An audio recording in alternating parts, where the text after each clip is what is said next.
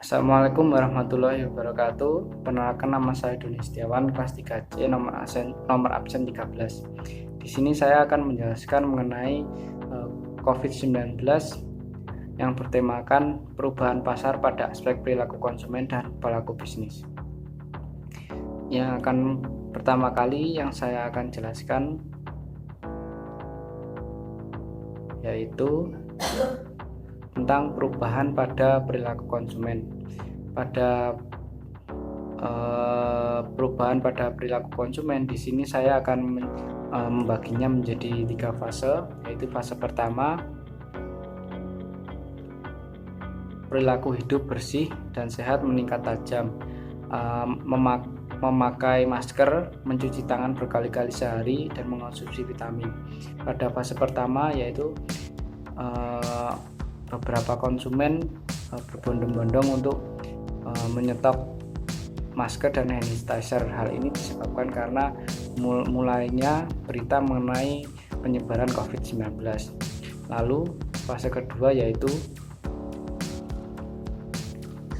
konsumen mulai mengurangi belanja di pasar dan supermarket dan serta mengurangi berbagai macam kegiatan bersosialisasi seperti ngopi di coffee shop atau makan di mall. Maka mereka mempunyai solusi, yaitu belanja online dan layanan food delivery atau delivery menjadi solusi untuk mendapatkan kebutuhan sehari-hari atau grocery yang mereka butuhkan. Yang fase ketiga yaitu masyarakat sudah betul-betul takut keluar rumah untuk berbelanja dan memutuskan tinggal di rumah selama berhari-hari atau self quarantine. Belanja online untuk produk makanan dan grocery esensial akan melonjak tajam sehingga akan mengalami shortage barang. Dengan langkanya barang, maka lonjakan harga akan terjadi. Namun konsumen tak lagi sensitif terhadap harga.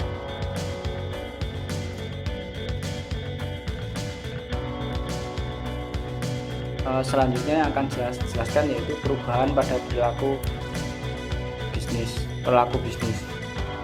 Di sini ada 3 perubahan, yaitu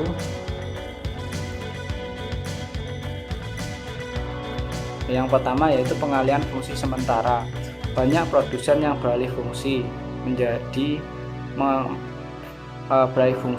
yaitu menghasilkan APD atau alat perlindungan diri yang bertujuan untuk membantu tim medis dalam memerangi COVID-19.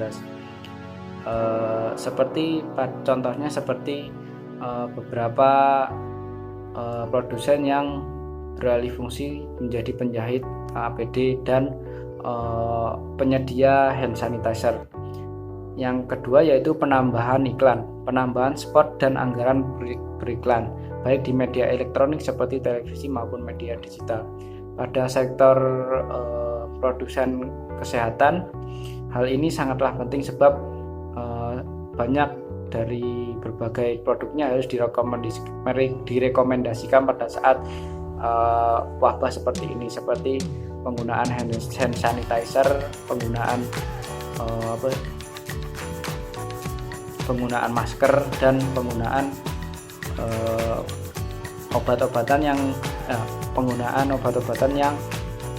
yang berguna untuk membasmi virus tersebut. Yang ketiga yaitu pemberlakuan PHK. Banyak produsen yang memberlakukan PHK massal pada karyawan.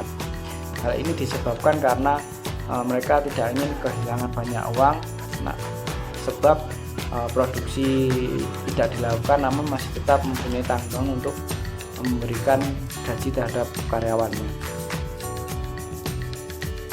Lalu what we can do?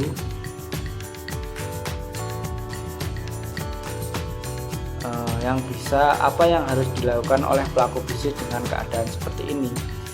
Menjalankan bisnis UKM saat perekonomian Indonesia terdampak virus corona sangatlah sulit. Bahkan beberapa sektor usaha hampir mengalami kelumpuhan yang ujung-ujungnya mempengaruhi perekonomian negara dan menyebabkan perlambatan aktivitas ekonomi secara global.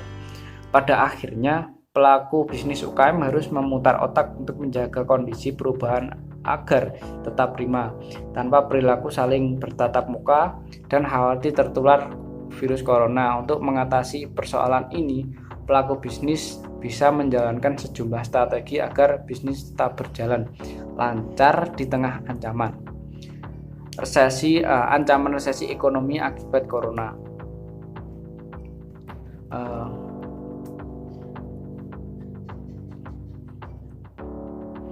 Yang seharusnya dilakukan yaitu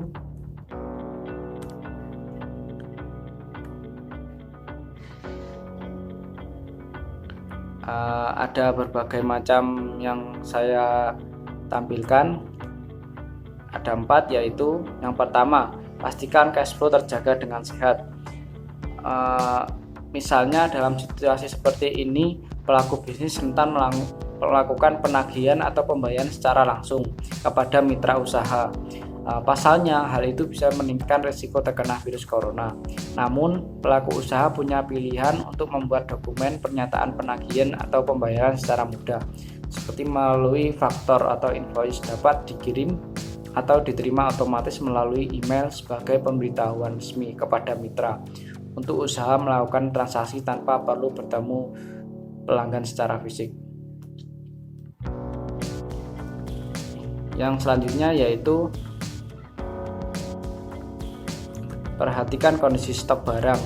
Memperhatikan stok barang yang ada di gudang sangatlah penting, sebab hal tersebut harus dilakukan karena untuk berjaga-jaga apabila barang yang kita seharusnya jual ternyata tiba-tiba habis.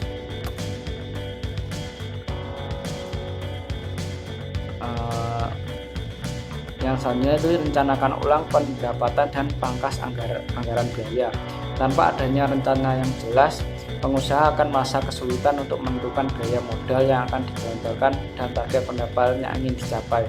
Maka harus dilakukan perencanaan ulang terhadap pendapatan dan pangkas anggaran biaya. Yang terakhir yaitu selalu monitor transaksi bisnis.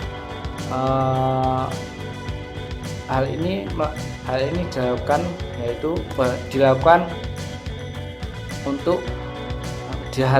dilakukan dengan tujuan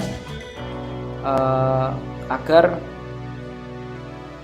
keuangan yang ada di perusahaan harus tetap berjalan, dan pemonitoran barang keluar masuk harus tetap diawasi dengan cara yaitu memonitor transaksi bisnis dengan berbagai macam aplikasi yang ada.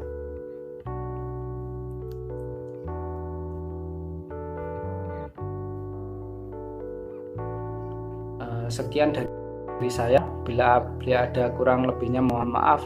Wassalamualaikum warahmatullahi wabarakatuh.